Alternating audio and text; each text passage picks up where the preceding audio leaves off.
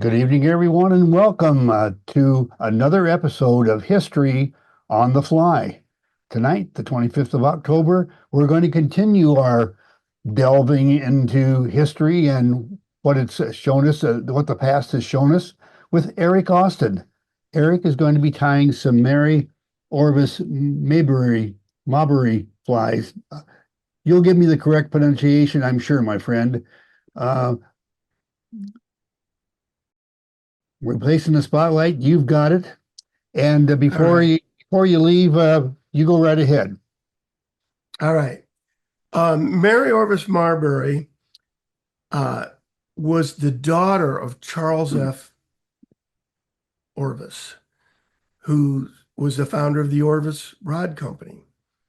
And she rounded up a number of women in her town of Manchester, Vermont, and created a little fly tying company there. They exhibited at the Chicago World's Fair, and she wrote a wonderful book that I dearly love called Favorite Flies and Their Histories. And what she did was she contacted everyone, every fly tyer I think that she had heard of in the entire country, wrote them letters. Everything was done, of course, this is late 1800s. Everything was done by mail. In those days, there was no internet, no telephone, no nothing. And she asked them to send her description of their favorite flies, what were their favorite flies, what kind of leaders they used, etc., and any stories they might have. And the book is just loaded with great stories and really gives you a feel for the 1800s, and as well as beautiful fly plates. And I I just want to show you a few bass flies, bass and lake flies, I think, that I've done over time that I think are pretty gorgeous flies. These flies are a great, if you want to go on and tie Atlantic salmon flies and some of the really complex stuff, it's a good place to start. Basic wet flies are the best place to start, then go to these, then Atlantic salmon flies after that. This first one's called the Matador. Here's the Cassard, named for William Cassard, I believe. This is the Cleveland, and she tied this for a customer that she viewed as something of a, I think something of a blowhard.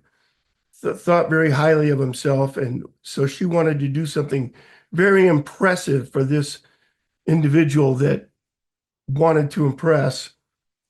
And the tail on this is quite unique and interesting, I think. And the main wing is a pair of feathers from a pheasant, like those church window style feathers. This is the Fitzmaurice, named for a man who ran the fly fishing department of a concern in New York in the late 1800s, Mr. Fitzmaurice.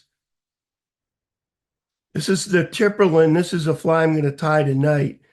It's pretty interesting, I think, the tail in particular. Remember, these are all bass flies, lake flies for trolling purposes, so they're pretty big. Let me see. Oh, this is Mooseluck Maguntic, named for a lake in Maine, which has unfortunately been renamed now. But they had great names. The original Indian names for the lakes up in Maine in the Rangeley region were like Molly Chunkamunk and Mooseluck Maguntic. Names like that, names I really like. Parmacini, Lake Parmacini is still there. um, of Parmacini Bell fame. This is a very rare fly. This is not in the book, but it's a Mary Orvis Marbury fly called the Quetzin. And the only place I've ever seen this fly is the book Forgotten Flies. And this is the Cheney, again, named for, I'm sure, a Mr. Cheney. A lot of, I don't think it was named for a lake. A lot of flies were named for people, important people typically. Like there's the Webster for Daniel Webster of dictionary fame. Here is the recipe for the fly I'm going to tie tonight, the Tipperlin. And here's a Tipperlin I did this week, getting ready for this. Rather than use regular guinea feathers for this, I use Kenya crested guinea just because it's got this a little bluish tint that I really like. And I happen to have two feathers that went together and fit the hook pretty well.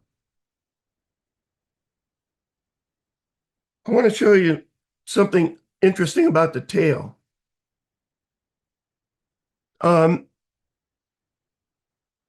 There are yellow and red goose feathers, but this big black feather here,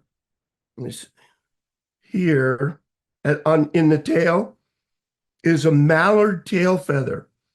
Every mallard duck has, or the males, I think, have about 3 of these. And J. Edson Leonard has recipes for all the flies in favorite flies in the histories and their histories, but many of them are incorrect. And he got this one wrong, in my opinion. He's got it as a metallic black cock feather. And I searched in vain for the right feather that looked like the one in the book, couldn't find it, and I contacted John McLean, and he straightened me out and said, no, that's a mallard feather, and I agree with that.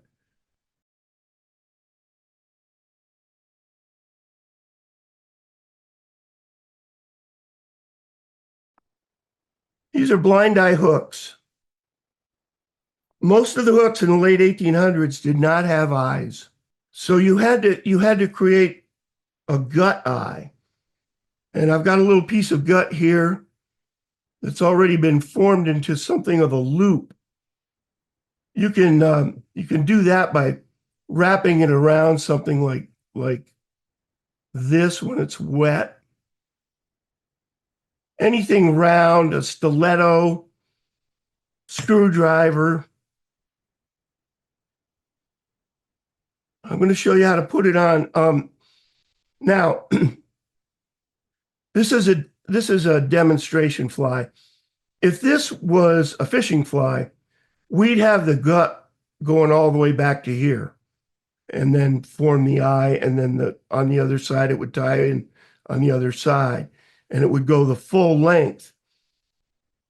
This, obviously, if you had a salmon on, something like this would just pull off. But these days, gut's so hard to come by that we just typically use enough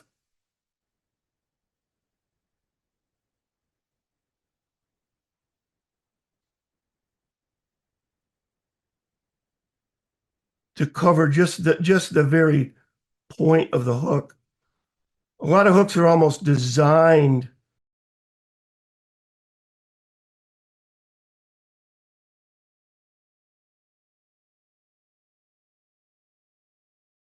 so there's the gut eye, and you can round it out even more using your scissors like so, if you so choose. You're supposed to soak gut and you really should. I didn't soak this. It really didn't need it because it's so fine. It's 3-strand gut, but it's very fine. And the finer gut you can use, the better. It will make your life a lot easier around the head when all's said and done. So that gets tied on. And then it's always glued up within an inch of its life. I'm not going to do that tonight, but because I've got a lot of ground to cover. This is 200 denier GSP. You can use all sorts of thread. But you want something that flattens nicely. And I like GSP. Now, it's not historic, certainly. But I really like the way it goes on. And I want to flatten it here. And I'm spinning the bobbin, trying to find the flat area. Let me see if I can see.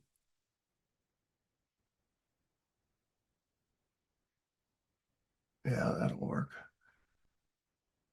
Now I'm going to build a little taper into this body.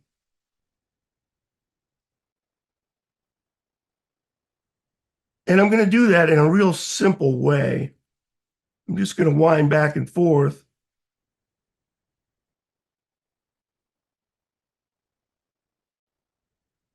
Trying to stay edge to edge.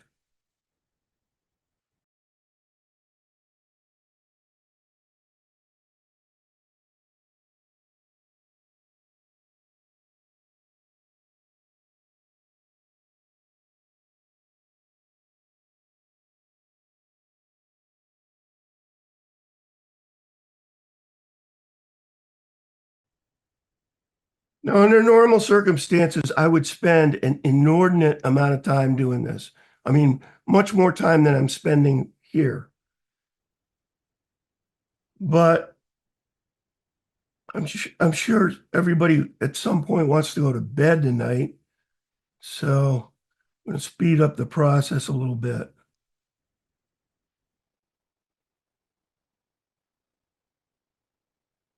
At this point, I'm going to switch to finer thread. And this will be the thread that I actually tie the fly with. This is 50 denier GSP.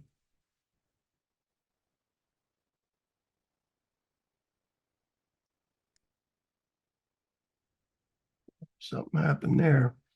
Oh, well.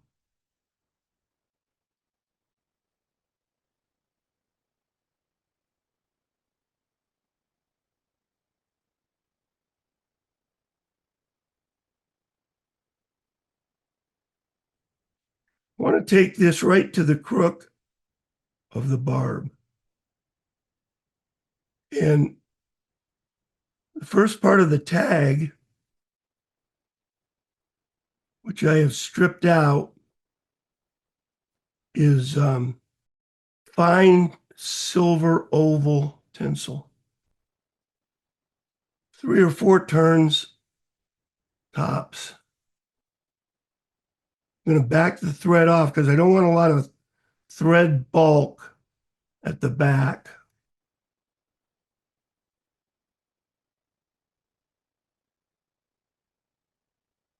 I'm tying this off underneath the hook. And I want to take the thread to about the point, or maybe just short of it. The second part of the tag is red floss, and I'm using Unifloss, single strand, for this and the rib on this fly.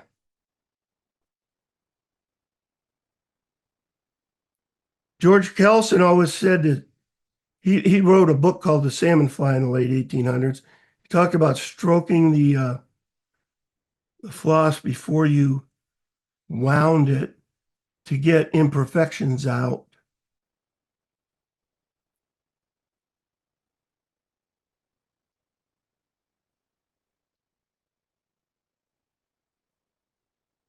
I do a lot of counting. I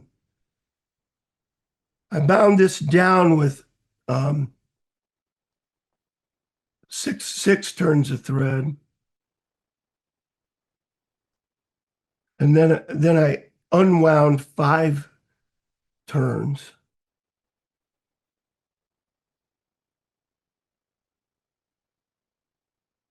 Sadly, my eyes don't see the twists anymore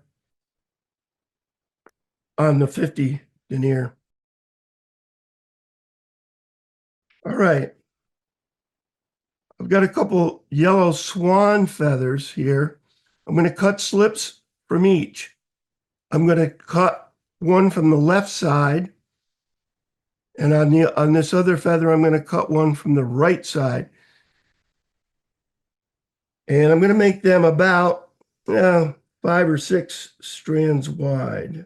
I'm going to make the first part of the tail with this. And I have them here. I'm going to tie them in tips up and concave sides together, or non-good sides together, however you choose to look at it. I want these to be shank length at the most. That's probably pretty good. Here's how I like to do these. What I'll do is I'll put a couple loose turns and then pull them up.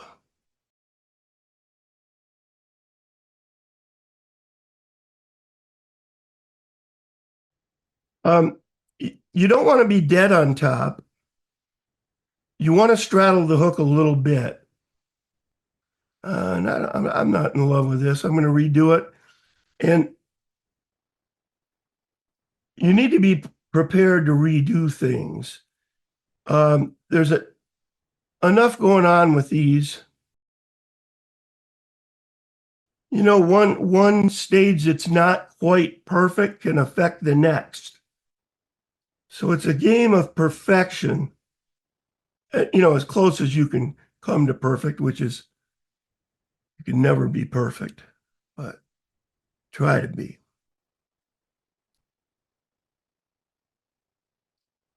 Binding these tails down with about 6 turns.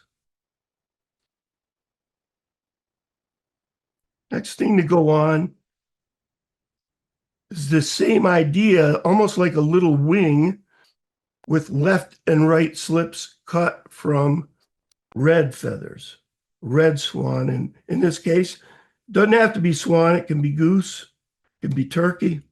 Sorry, I have to put these together off camera. It's just too difficult for me to try to hold them up and get them paired. And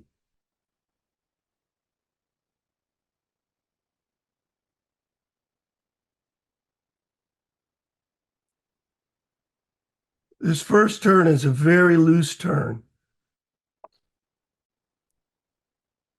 So it needs to go back just a little more.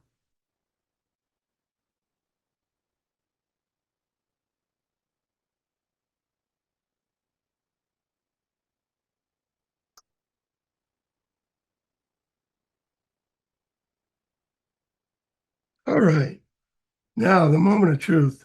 These flies aren't incredibly difficult, but this huge mallard feather, getting one of these on here is quite a little exercise. I'm going to go with one.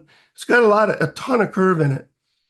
But I think, and if you look at it this way, it's not straight. But I think I can go up pretty high on it and make it work. It's a little too much still.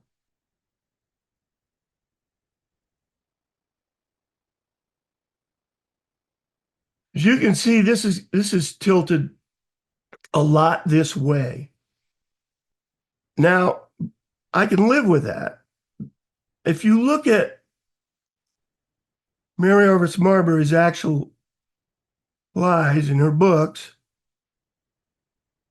she has several where the wing is behind this tip, like she's used one of these feathers with. So we don't necessarily need to get it dead straight, is what I'm getting at. That's close enough.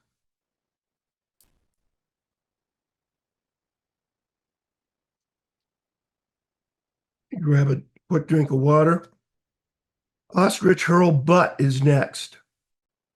And this is one of the times where we can use a pretty good sized piece of ostrich hurl. When you're doing the Atlantic salmon flies, you're always looking for real small stuff.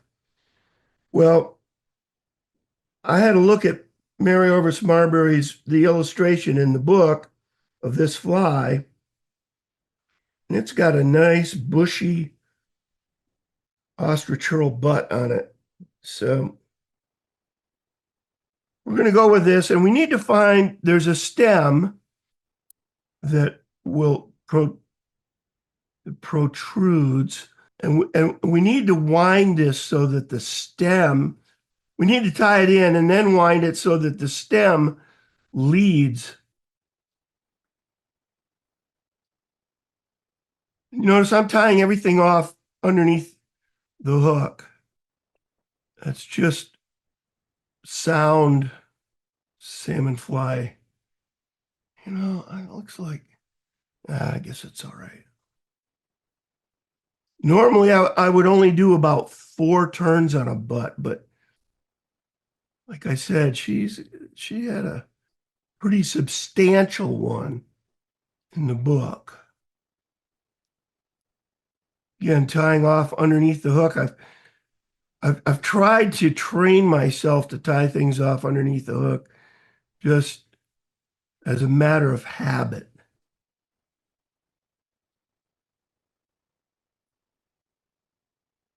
What I like to do typically, if I can get the thread flat, which I don't know, but I'm just not seeing this tonight. I'll try to fill in, smooth out the body, make a run down the entire shank. And the next thing to go on is the rib. And I want to show you something. Let's see if I can bring that. If you notice, there's a red floss rib here. And on either side of the red floss, I've got silver tinsel. And I personally really like that. And it looks to me like in the book that might be the case. But J. Edson Leonard did not have that in his recipe. So I'm calling this artistic license. And unfortunately, my artistic license is currently suspended for tying under the influence, but that's neither here nor there. That's a whole different thing that I'd really rather not get into. But anyway, I'm going to do that. I'm going to add the little bit of silver trim, if you will. Just, hold this. This is a pretty long piece of tinsel here. This is, again, fine oval silver. Yeah. I've got this long piece of silver tinsel here tied on, and I'm going to get an equally long piece of floss for the rib. Doesn't have to be super long. So I've held that with one turn. I'm holding this with one turn,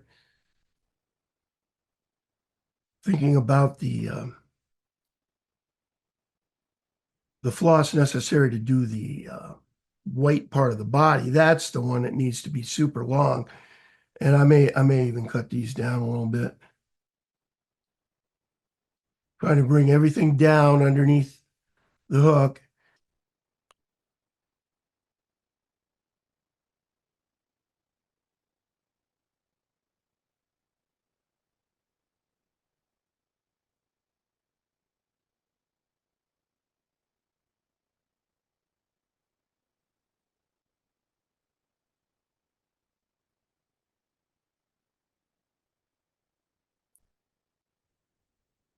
Now for the main body,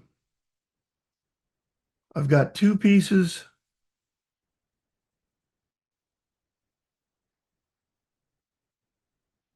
of Danville's, two strands of Danville's 4-strand white floss.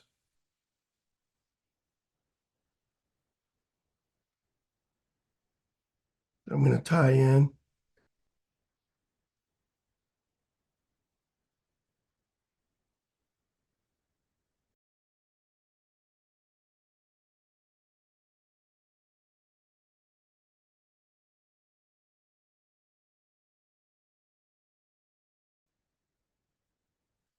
Going back, I go edge to edge. Coming forward, I'll overlap just a touch as I wrap.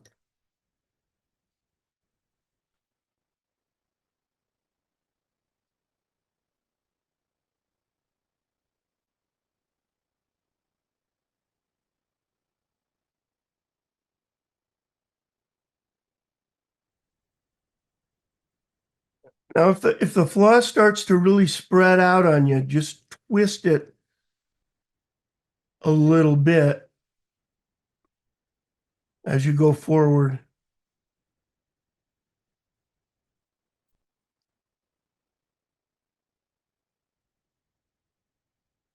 Now, under normal circumstances, I would take a long time to, and any of these wraps front to back,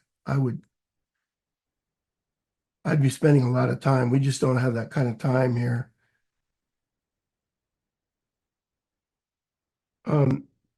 The idea that you're going to burnish some of these bumps out is probably not going to happen.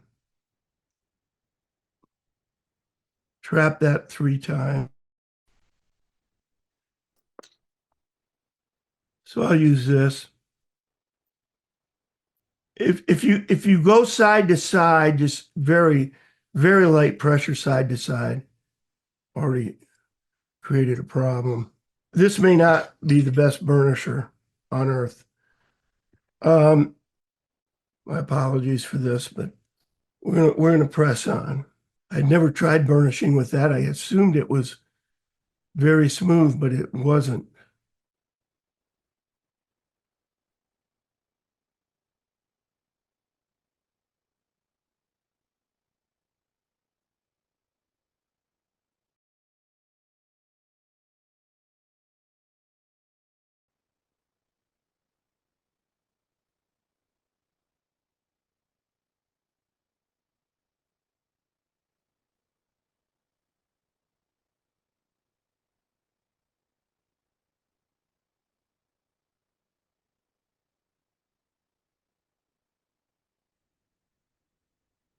It's good practice to leave any of this stuff long in case something breaks. You can backtrack and maybe reuse it. But if it gets in your way, cut it. That's what I do. Always been a question in my mind whether, it looks in some of these books like the hackle was put on after the wing, which was certainly the case with a lot of wet flies from Great Britain. And then other times so I've tied some of these with the hackle in front of the wing, and I've tied some of them as it like I would do a traditional wet fly in this country. Without being able to see Mary Orvis Marbury's real Tipperlin, which I could see if I went to the museum in Manchester, Vermont, but I haven't been there yet. It's really hard for me to say. On this fly, it looks very much to me like the hackle was put on and then the wing in the book. So that's the way I'll do it here. This is a This is just a wet fly hackle, whiting American hen hackle.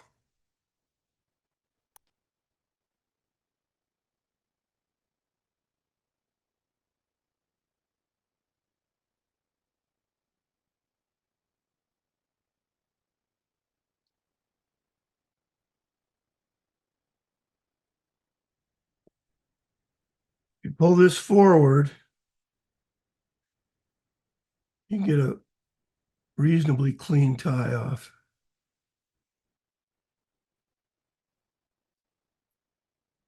You should be able to, if you keep tension on the thread, you should be able to just yank it off like that.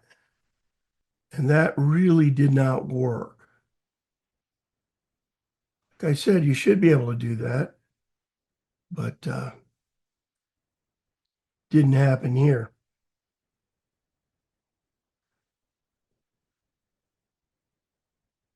So I'm going to carefully divide this now.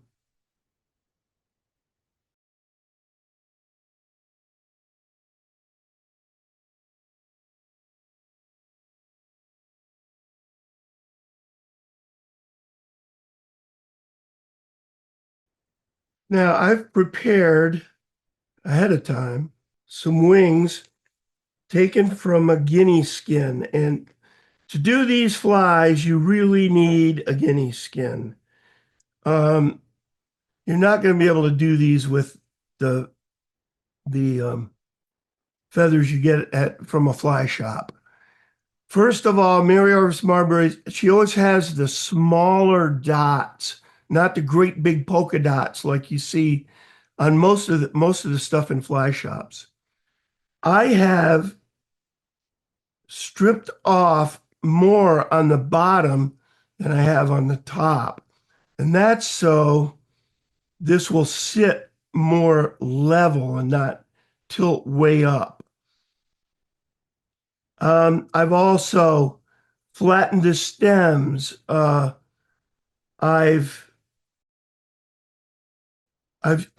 honestly, I've spent a long time trying to get these to where they'll sit well. And I've done this all ahead of time, so I wouldn't have to spend forever trying to get this right for everyone here. And I think this one's going to work. But what you do is you bend this both stems. There are two feathers here, one a left and a right, just like you you always have a left and a right with any wing.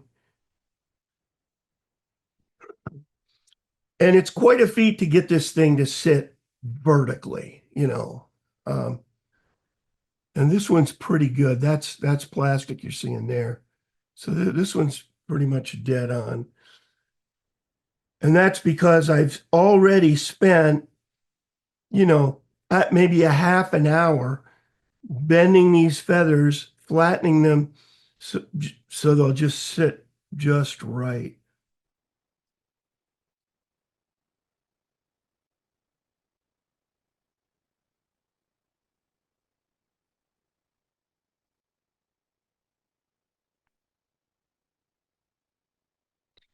I can't go back too far that way, or this thing will not sit on top of the hook. I want it perched vertically right on top of the hook. Now, under normal circumstances, once I got this sitting right, I would glue the heck out of it. I've got some red thread here, and I can see it's a little messed up in the bobbin. I'll get it. All right. So I'm going to change thread yet again because I'm going to put a red wool head on here.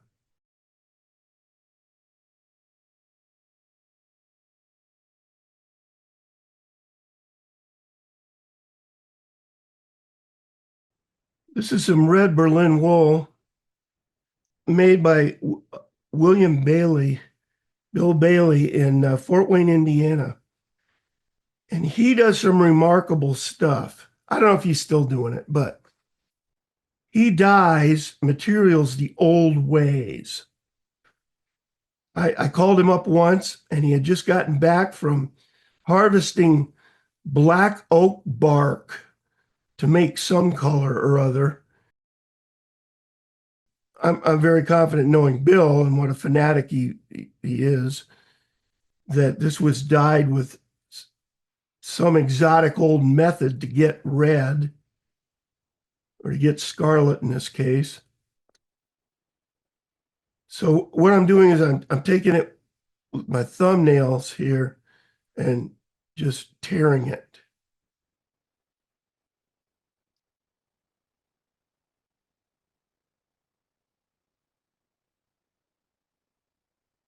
I don't have BT's wax tonight because I packed up everything for a trip I was supposed to make to Dallas for the FFI deal. Couldn't get there because of the hurricane and still haven't unpacked. That's how busy we've been with hurricane stuff. Even though we were largely unaffected, there's still stuff. Like getting gas when there's no gas to be had for 200 miles, stuff like that.